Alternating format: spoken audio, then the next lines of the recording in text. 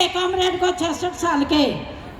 तो साथियों, कॉमरेड ने बताया कि 66 साल के हम नहीं मान रहे 66 साल के, क्योंकि CITU के वे नेता हैं जो कभी बूढ़े होते ही नहीं। खट्टर बूढ़ा हो जाएगा, मोदी हो जाएगा, लेकिन CITU का कोई भी नेता बूढ़ा नहीं होगा। और बहुत बहुत हम धन्यवाद करते हैं कॉमरेड जी का। और अब हमारे बीच में हमारी जो महिला समिति है, कामकाजी महिला समिति है, जो महिलाओं के साथ अत्याचार होते हैं, कहीं पे बलात्कार हो जाता है, कहीं पर भी कोई घटना होती है तो वो आवाज उठाती है। और आज हमारे इस संघर्ष को, हमारी रैली को समर्थन देने के लिए हमारे बीच में पहुंची है सविता जी, और अपनी बात रखेंगी। सभी बहनों ने ध्यान से सुनना है। और जब भी आप नारे लगाते हो, मैं देख रही हूँ काफी समय से कि एक भी बहन झंडा नहीं उठाती है। और जब भी कोई नारा लगाते हैं तो झंडे को जरूर ऊपर उठाओ और ये खट्टर को दिखा दो कि ये लाल झंडा बहुत खतरनाक है तेरे लिए। और आज बहन सविता,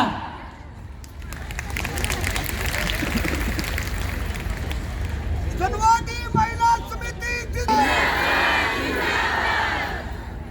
आदरणीय आज की इस रैली की अध्यक्ष जी और CITU के नेतागण, सर्व कर्मचारी संघ और दूसरे संगठनों के नेतागण और भिन्न भिन्न जिलों से आई हुई मेरी प्यारी बहनों, सबसे पहले मैं अपने संगठन जनवादी महिला समिति की तरफ से आपकी इस रैली का जोरदार समर्थन करती हूँ। और आपकी जो ये मांगे हैं 26,000 न्यूनतम वेतन जब तक पक्के नहीं होते, उसका पूरा समर्थन करती हूँ। साथ साथ आपकी जो दूसरी मांगे हैं, राष्ट्रीय शिक्षा नीति 2020 रद्द करो और 10 महीने की बजाय 12 महीने वेतन दो, उन सब मांगों का मैं अपने संगठन जनवादी महिला समिति की पूरे हरियाणा भर की महिलाओं की तरफ से जोरदार समर्थन करती हूँ। बहनों, मेरे से पहले वक्ताओं ने रखा आपके बीच में बहुत सारी बातें आपके बीच में आई हैं, आर्थिक मुद्दों के ऊपर बातचीत रखी है। कितना मुश्किल है आज के समय में 7,000 रुपये में गुजारा चलाना, ये कॉमरेड सतबीर ने रखा है। और जितनी महंगाई इस समय पे बढ़ी हुई है, जिस तरीके से मोदी सरकार जब सत्ता में आई थी, कई नारे दिए थे, उनमें से एक नारा था बहुत हुई महंगाई की मार, अब लेके आओ बीजेपी सरकार।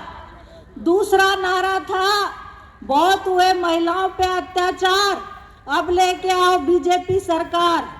ये कहा था अच्छे दिन लेके आऊंगा, लेकिन आज हम ये देख रहे हैं महंगाई और बेरोजगारी सबसे ज्यादा बढ़ी हुई है।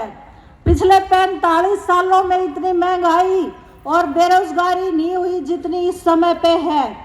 सबसे ज्यादा अत्याचार, अपराध महिलाओं के ऊपर इस समय पे हैं।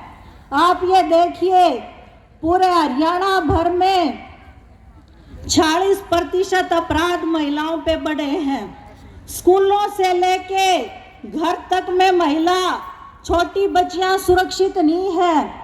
उचाना का मामला आप सबके सामने आया, एक प्रिंसिपल ने छोटी छोटी बच्चियों के साथ छेड़खानी की, 140 लड़कियों ने उनके खिलाफ बयान दर्ज करवाए।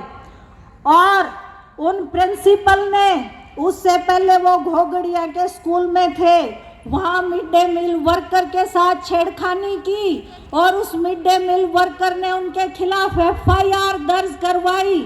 लेकिन उस समय जो उनके राजनीतिक काका थे, उन्होंने उसको बचाया और उसका नतीजा ये हुआ कि वो जहाँ भी जिन भी स्कूलों में गए इस तरह की छेड़खानी की, बलात्कार की घटनाओं को उन्होंने अंजाम दिया। उसके बाद स्कूल कैथल का जो स्कूल है भूना गांव का, वहाँ का मसला आया, प्रिंसिपल ने लड़कियों के साथ छेड़खानी की।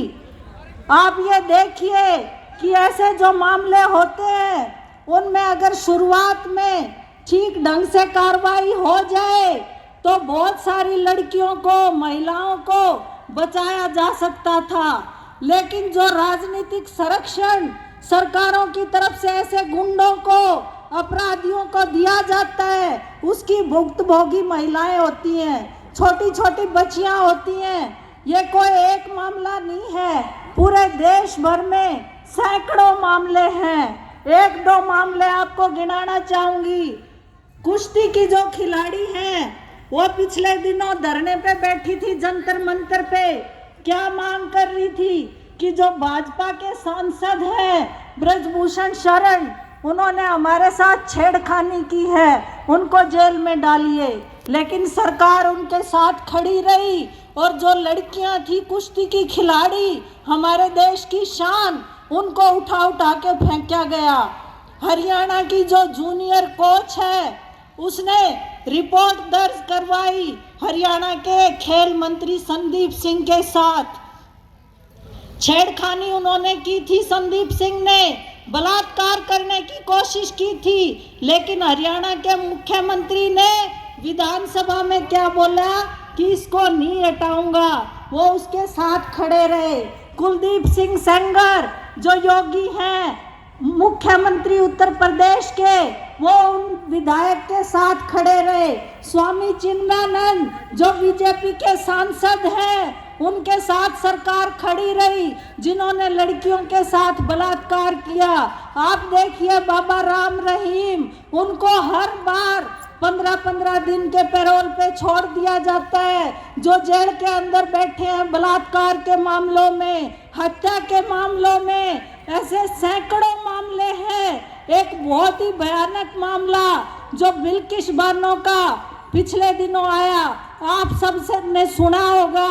गुजरात के जो दंगे हुए थे 2002 में, बीजेपी सरकार थी वहां पे ये दंगे करवाने वाली, उन्होंने बिल्किश बानो के साथ उसके परिवार के 14 लोगों को मार दिया। उसकी बहन के साथ, उसकी भाभी के साथ, उसके साथ, उसकी माँ के साथ, सबके साथ 19 लोगों ने बलात्कार किया।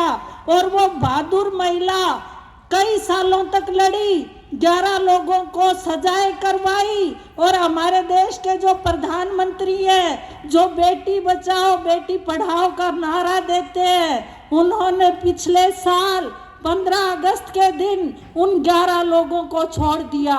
और क्या कहा, जब पत्रकारों ने पूछा कि आप क्यों छोड़ रहे हैं इनको, तो उन्होंने कहा ये संस्कारी ब्राह्मण हैं, क्या हो गया एक दो बलात्कार कर दिए तो, क्योंकि ये इनकी मनुस्मृति में लिखा हुआ है जिसके आधार पे